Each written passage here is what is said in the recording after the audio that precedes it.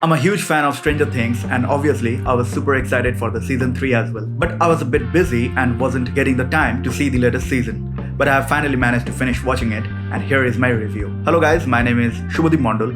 I'm an independent filmmaker and also an equally passionate guitarist. On this channel, I upload short films, music videos, video editing tutorials, and guitar tutorials as well.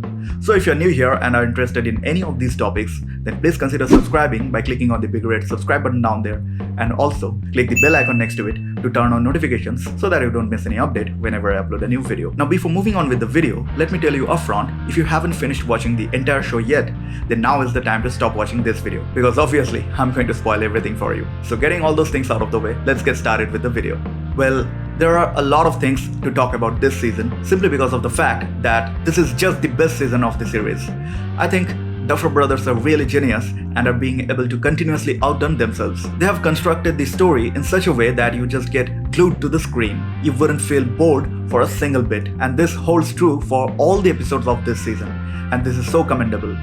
The whole season feels supercharged and there is no to very less dull moments. I think they have managed to do it by going with parallel storytelling structure from the very beginning to the end of the show. They have divided the story in smaller setups happening in different places and constantly intercutting among them throughout the entire runtime of the show. Hopper and Joyce are on a different path, Jonathan and Nancy are on another, then Steve, Robin, Dustin and Erica is on a different place, Mike, Will and Lucas, and even Eleven and Max are all at separate places for most of the time, and you get the story of Billy and the Mind Flayer as well. These sub-stories are moving forward simultaneously towards a common end goal, and they are intercutting among this footage to keep you engaged all the time. This kind of editing style is called parallel cutting or cross-cutting, and they have managed to do it very effectively without convoluting the whole story. Rather, they have been able to hide small little loopholes with this technique. There are a few moments where you know that there is no escape for a character, but they don't show you what the character does to escape that situation, and cuts to another intense moment and you forget about the previous one, and then they come back and show you that the character has somehow already escaped. So in between all this happening, you don't question the authenticity and rather enjoy the ride. This was really interesting to see and I have really enjoyed it. One thing I would like to specially mention is the overall production quality of this season. This season looks amazing. They have shot this season mostly with the Red Monstro 8K paired with Leica Samilux C lenses, and the image looks absolutely stunning. The cinematography is mind-blowing. This refreshing quality to the image makes the viewing experience much more enjoyable, and paired with high-octane music, this show is on another level. I will highly recommend you to watch this season with a good quality headphone or at least a good sound system, because this show deserves that, and it will do half the job of making you like this season. Now coming to the writing, the show is very well written. Very tight. There are a lot of references for you to catch, a few really great comic elements, and also a bit emotional moments here and there. So I think this is very well balanced. I really like the part where Robin reveals her true identity to Steve. It was very well directed as well, very subtle. Even a little bit more could have ruined the scene and made it cheesy, but thankfully they have handled this scene so beautifully. I have enjoyed the character of Erica, and the performance of the child actor is so amazing. She has done a really commendable job. She is so talented. The bromance between Dustin and Steve is also great. Both Steve and Dustin have shined on this season, along with Robin. I've really liked that character. And the fact the actor Maya Hawke, who has played the role, is the daughter of Uma Thurman and Ethan Hawke is mind-blowing to me. Now if I talk about Dustin, then I just love him. And how they have treated the scene where it is revealed that his girlfriend exists for real is outstanding. I'm glad that they have done this. And this scene where she demands to sing her the song amidst all that was happening was really hilarious. Then the friendship that develops between Max and Eleven during the first few episodes are also great. How Max helps Eleven to be more like normal human beings, and how Eleven starts to enjoy that transformation is also entertaining to watch. Now I would like to mention the scene where Hopper interrogates Mayor Klein. That scene is shot really good. It's super intense, one of the best and most intense interrogation scenes that I've ever seen in movies. It's short but very effective. This scene is shot and performed outstandingly and is very well directed. Definitely watch out for that, and also let me know in the comment section below how do you like that scene. Now coming to the Starcourt Mall. As I have already mentioned, the production design of this show is outstanding.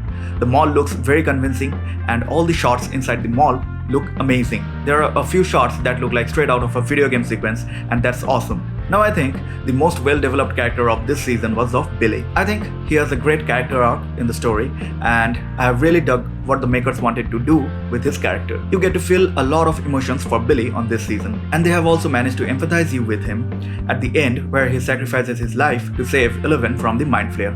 Now before moving on, let me quickly tell you about Skillshare.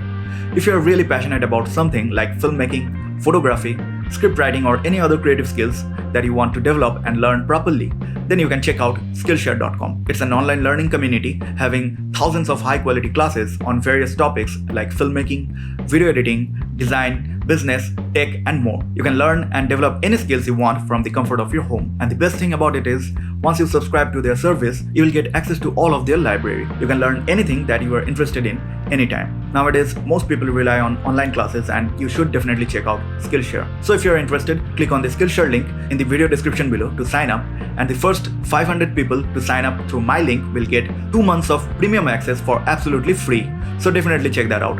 There is no need for any kind of commitments, just get the offer and start learning as much as possible in the first 2 months, and if you like their service, you can continue, which I'm sure you will. And one more thing is that if you want to start your very own YouTube channel and share your opinions on the topics you are passionate about, but the complexity of video production is holding you back, then you can check out my Amazon Influencer storefront as well. Here I have sorted out the best cameras, audio gear, lights and other equipment that you may need in order to start making great looking videos. So if you're confused on which camera, lights or audio gear to buy to start making videos, then definitely check out my Amazon storefront link from the video description below. You can choose the gear according to your budget and needs and place an order on Amazon directly from there. No matter whatever gear you choose from the list, you wouldn't have to regret later on, because I have chosen the best ones for you. You just have to pick the one that suits your budget and needs, and it won't even cost you anything extra. So definitely check that link in the video description as well. And if you still need assistance on choosing the right gear for yourself, then you can directly message me as well, and I'll help you choose the best gear and equipment that will serve you the best. Now coming back to our topic,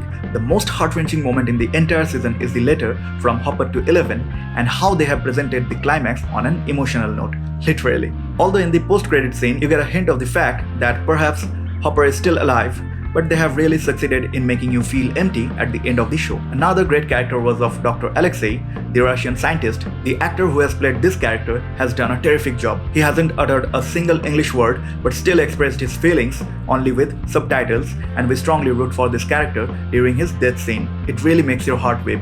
And that's the essence of good writing. You feel emotions at the most unexpected moments. The only minor gripe I have regarding this show is, now it has started to become kind of repetitive, as how the gate is closed and then once again it's opened and then everyone fights to close the gate all over again. I think now they should introduce new threats in the upcoming seasons, otherwise it may quickly become stale. One thing they have done unexpected by the end of this season is Eleven losing her telekinetic powers. So that would be very interesting to see how they would utilize that in the upcoming seasons. So overall, I have really enjoyed this season 3 of Stranger Things. It has true entertainment value, good storytelling, great production, all around outstanding direction and strong performances, well-balanced comic and emotional elements, and ominous synth music playing throughout the entire show to support and enhance the overall experience. I think you should definitely watch this season if you haven't already. Let me know in the comment section below how do you like the season 3 of Stranger Things and what are your favorite moments from this season. So that's it for today guys. If you want to see more content from me, then definitely follow me on Instagram at shubhadeep.fixcanvas. Have a great day. I'll see you in the next video.